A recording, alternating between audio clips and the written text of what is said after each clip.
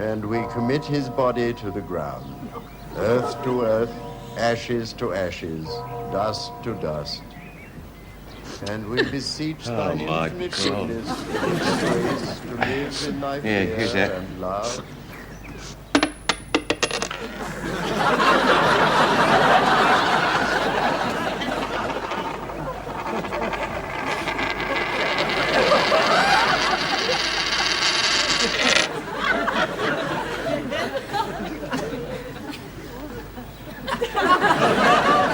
Be in the grave, Mildred. Yes, I know, George. Don't. Go and get it. And to die in thy favor, that when the judgment shall come, we may be found acceptable in thy sight.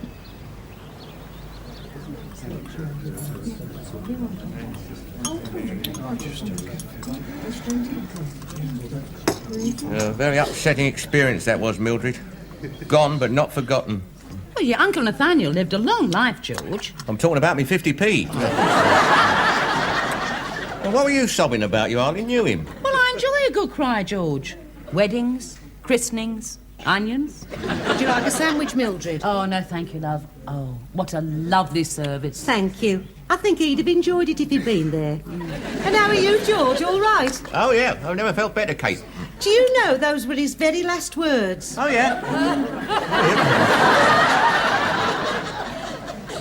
I must say his widow's taken it very well. Oh, yeah, I know, Fred. If you was to ask my opinion, I'd say that she finished him off. She was too demanding. Physically, if you know what I mean. Yeah, oh, I do. Oh, it's like trying to run one hot bath after another. There's only so much water in the tank. Exactly, yeah. Don't you worry, George. You're going to live to be 100. Did you ever hear of anybody else who got a mattress replaced under a 12-month guarantee? Poor devil. You know, towards the end he could hardly hold his pension book steady. Yeah, well, he was a lot older than she was. He was towards the end. Oh, I think your choice of hymns was so tasteful, love. Oh, I'm sorry about George's tummy rumbling. Oh, it was him, was it? It was hard to tell with the echo in the church. Yes, I know. Oh, and the coffin. Beautiful. I mean, that lovely wood. Mahogany. I'm thinking of having the dining room done out in it with brass wall lights. Oh, yes. Like the handles. Yeah. Oh, they went together beautifully. Mind you, so they should have done. It was a very expensive funeral. Oh, well, it's the cost of living, dear. Well, so to speak. I insisted on him being fully covered, of course. Oh, yeah, well, I think you're very wise, yes. Take my tip. Make sure your husband's properly insured. Otherwise, well, it can quite ruin the occasion. Yeah. Yes, I see what you mean. Oh, yeah, yeah, it's going well, isn't it? I know this isn't quite the time, Kate, but Nathaniel's best suit, the grey one, is it spoken for? I mean, I'm about his size, aren't I? No, it isn't. Why not pop round later tonight and try on the trousers? Oh, righto. Hey? Yeah, well, I don't like tragic occasions, funerals and weddings and that. Yeah, I think I'll change my shirt. George, are you fully insured? What? It's not dangerous, is it? I mean, supposing you got run over by a bus? What, while I'm changing my shirt? Oh. Any time. Oh, yeah. Well, I've got a small endowment. Yes. Yes, it's 9p a week. I'll get 54 quid when it matures. Oh, no, we must try not to let it change our way of life, George. Well, I've got my answer. I make it £1.45.5p. What do you make it? 2 kilometres. Oh, well, somewhere one of us has gone just a little bit wrong. Yes, we're answering different questions. I'm not sure you should be helping him at all, Anne. If anything, it's my job. But you get them wrong. Yes. If I got them all right, then I'd been helping you. Well, what's the next one? Find the lowest common denominator. Oh, haven't they found that yet? They were looking for that when I was at school. And Sit down. I'd rather go and play. I'd rather go and play. Your mother would rather go and play. We'd all rather go and play. Then why are we sitting here doing homework? Because I want you to go on to prep school, followed by public school, and then Oxbridge, postgraduate studies, a doctorate, get married, have a child of your own. And start the whole rotten treadmill all over again. And the first step towards these glittering prizes is to find the lowest common denominator. Now get on with it. When's your school report due? Next week. Ah, good. Looking forward to that. Yes. We all are.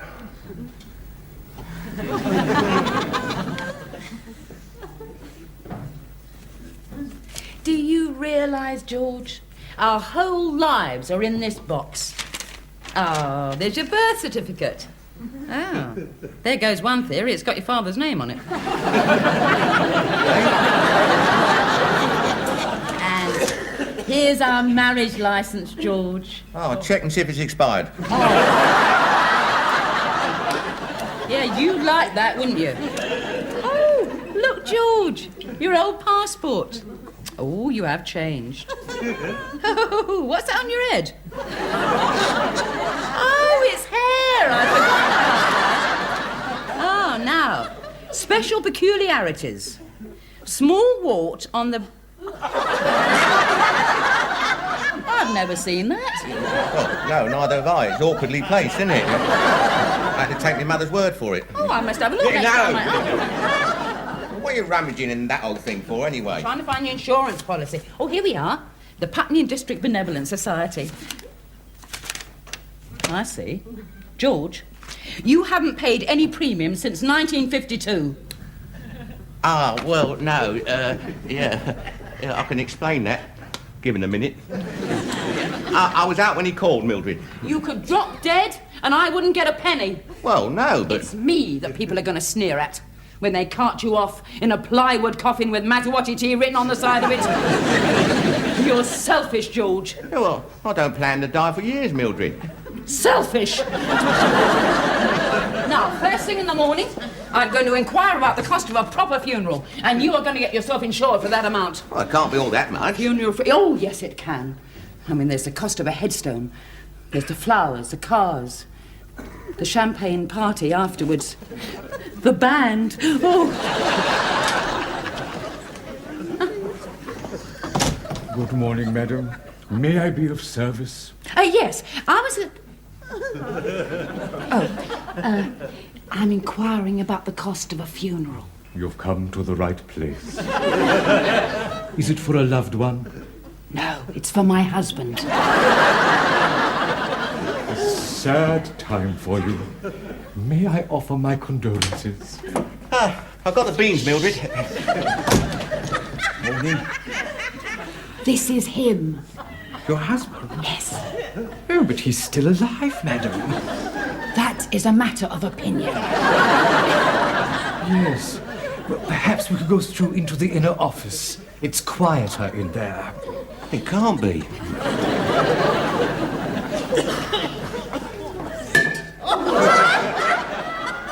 Pray, be seated. Yes. Now, let me see if I've got this straight. You are the deceased to be. Yeah. It's morbid, that's what it is, Mildred. George, we're only window shopping. I wasn't thinking of spending too much. Quite. Well, to start with the casket first. This is a very popular model, the Executive Mark II. Padded and lined with silk for comfort. Oh, yeah, very nice. I have one out the back if you'd care to try it. No, I wouldn't. No, what I really want to know is how much is it going to cost me? I mean, everything. Oh, well, it varies. For instance, cars. Will there be many mourners? Oh, I shouldn't think so, no. Oh, charming. Let me tell you, Mildred, there'll be all sorts of people only too happy to turn up for my funeral. Yes, absolutely, yes. Yeah, well, there you are then, see? No, I want nothing but the best. Oh, wise, very wise.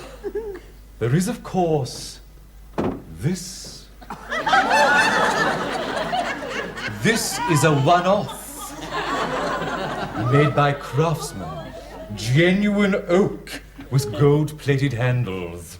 Oh, laugh. No, I was saving it for myself. You never get inside it.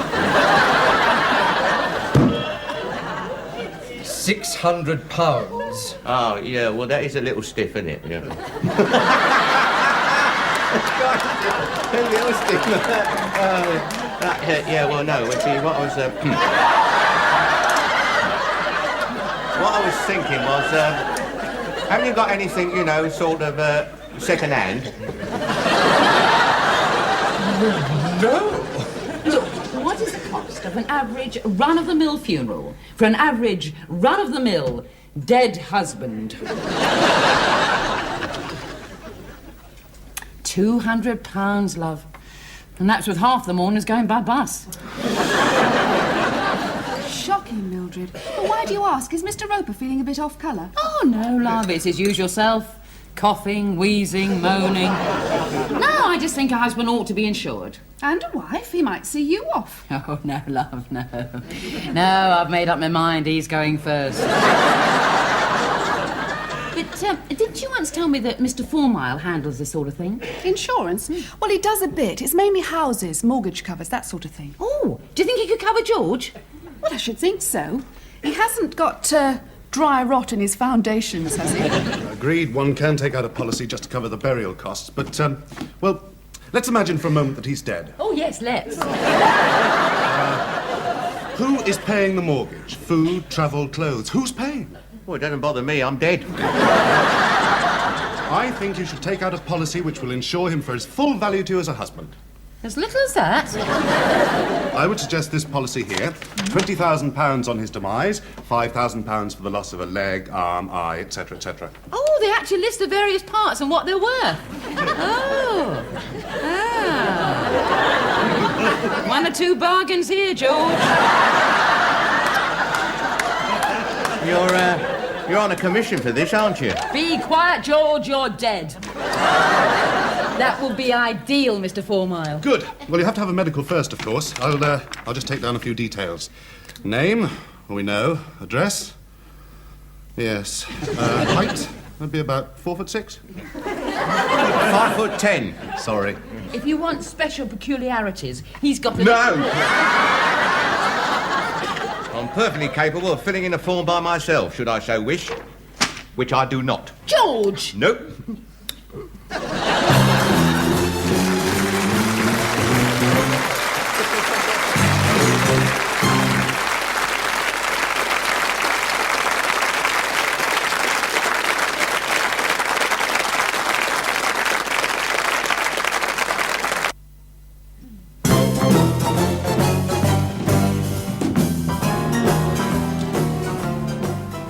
Now, I don't like medical examinations, Mildred. They get very personal sometimes, telling you the cough and that. George, it stands to reason they're not going to insure you if you're falling apart. So try not to show it. Oh, and they stick their cold wash name up your wash names. It's not a lot of fun. George, you are only going for a simple checkup. I mean, it's not a transplant, unfortunately. Well, last time I went to see a doctor, do you know what he did? He hit me in the knee with a hammer. You probably said something to annoy him, George. Now, you've got plenty of time. Your appointment isn't till 11, and you're going to see a Dr. White. Have I got to take everything off? If you wouldn't mind. Ah, yeah.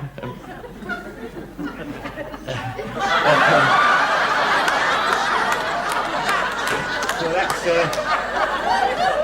that's it, you see. I do mind, because, well, if I take everything off, I lose my dignity. And you feel dignified looking like that? Yeah, well, no, but... Everything off. I cannot examine you through your woolly vest. Oh, yeah, right. Hey, it's funny your name being, and you being, I'll take everything off. And lie down on the couch, please. Do you smoke, Mr. Roper? No, thank you, not just now. Oh, yeah, I see what you mean. Yeah, about 5 a day. 5. 3 or 4 times a day. Oh, so that's 20. Yes, you could put it like that. Right, I'm ready. Good.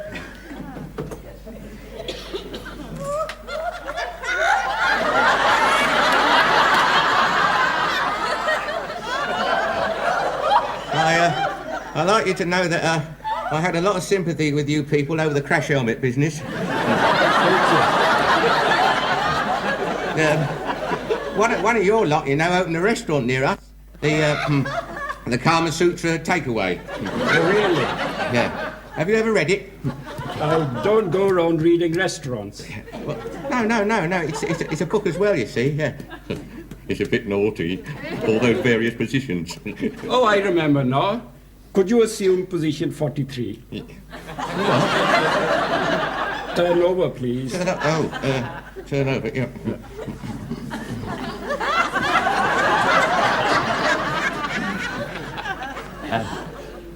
When will I hear from the insurance people? In a day or two. Breathe in, please.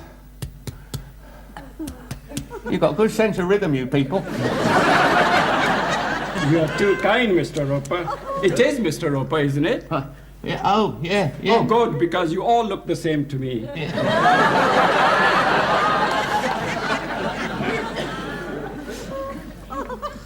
Oh, Tristram, this is not a very good report. Spelling, poor. I was top of the class in RN. RN? Religious knowledge. Spelling, poor. And I was fastest at running. Well, that might come in handy. And look what your geography teacher says. Lives in a world of his own. Oh, dear. She puts that on everybody's report. She thinks it's funny. Well, I'll show this to your father when he's in a good mood. Anne? Where the devil is everybody? Which is not now. Anne? Look at this. A parking ticket. £6 for parking outside the magistrate's court. What were you doing there? Paying the parking ticket I got last week. Has Tristram's school report arrived yet? No, definitely not. Pity. Might have put me in a better mood.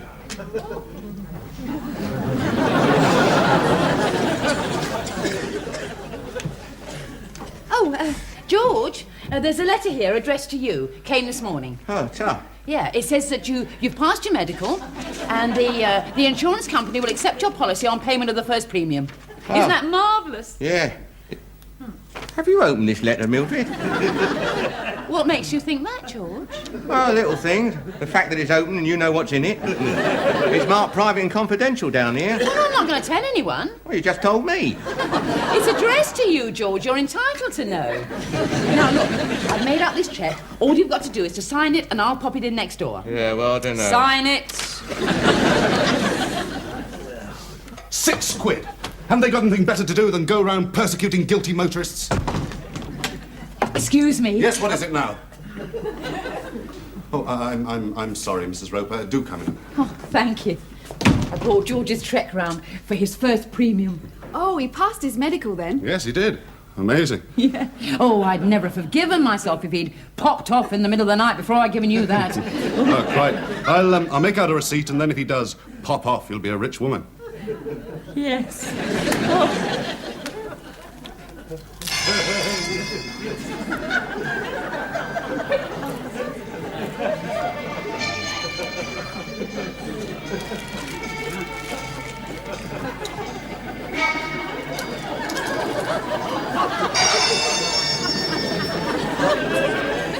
£20,000. You what? Oh, nothing, George, no. Oh.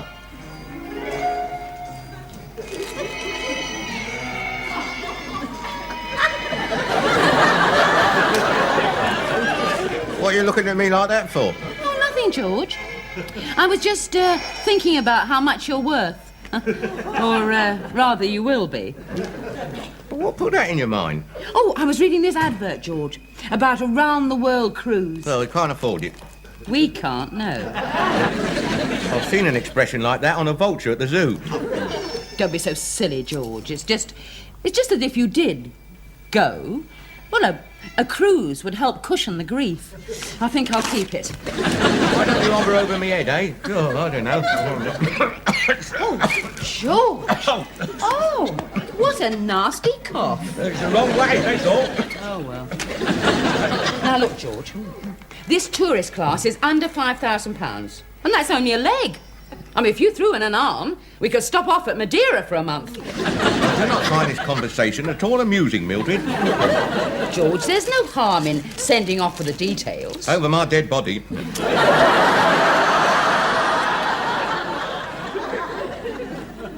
I've been thinking about this parking business, and, well, enough is enough. I shall buy a folding bicycle and keep it in my boot. Wouldn't that give you a limp? Are you in a good mood? Yes. Then I'll read you this school report. Ah, so we have got it, have we? Yes. Maths. Must try harder. History. Doesn't pay attention. English. His handwriting has improved, revealing his inability to spell. And the rest are worse. Bottom of the class. Oh, Tristram. That report is... well, it's very disappointing. It's not mine, Daddy. What? It's yours. I don't have your files. It's you when you were 7. But This is Tristram's. It isn't anywhere near as bad.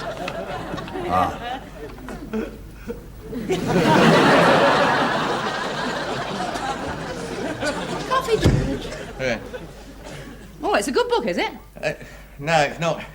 It's about this woman who finished off 6 husbands by putting poison in their food. Oh, I must read it. No, I'm taking it back to the library. Door, George. Oh, blimey.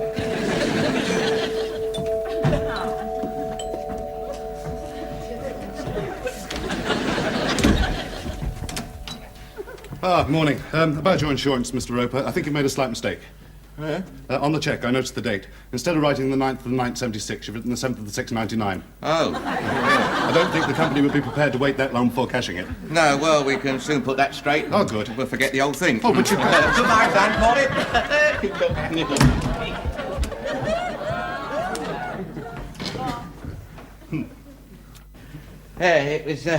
it was him next door. Mm-hmm. I've just torn up the cheque on the first premium, Mildred. You've what? Told him to forget the old thing. George, does that mean you're not insured anymore? No. Don't drink that coffee! Why not? Well, because I haven't put any sugar in it, George.